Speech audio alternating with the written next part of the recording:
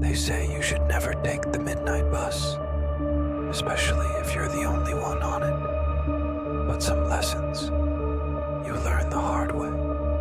It was well past midnight when Tara missed her usual ride home. Desperate, she flagged down the last bus leaving the city, its headlights cutting through the thick, inky darkness.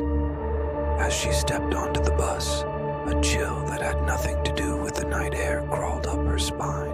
Only 5 other passengers were scattered throughout the long vehicle, each one silent, heads bowed as if in prayer or mourning.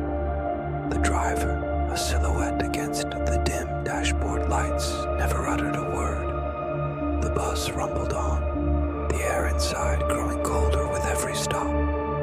One by one, the passengers disembarked into the suffocating blackness outside. A woman in a red coat at an empty intersection. A man with a briefcase at a deserted industrial park. Soon, it was just Tara, alone in the echoing silence of the moving bus. That's when she saw it. Scratched into the metal frame of the seat in front of her was a name. Curious, she leaned forward and saw another name on the next seat, and another. It seemed every seat had a name etched into it.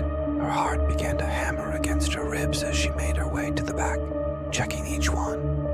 Then she reached the very last seat. Her blood ran cold.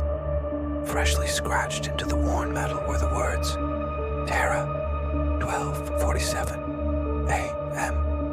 A sudden, frantic buzzing from her pocket made her jump. She snatched her phone out, but the screen just flashed no signal. Her breath hitched. She looked up towards the front of the bus, and her eyes met the driver's in the rearview mirror. His face was a pale, sunken mask.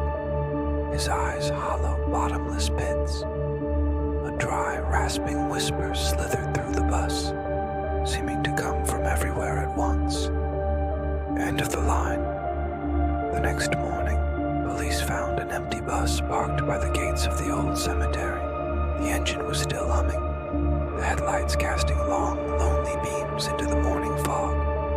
Inside, everything was as it should be, except for one chilling detail.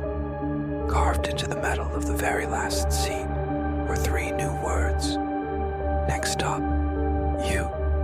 So, if you ever find yourself waiting for a late-night ride and a near-empty bus pulls up, just remember Tara's story and ask yourself, are you sure you know where it's going?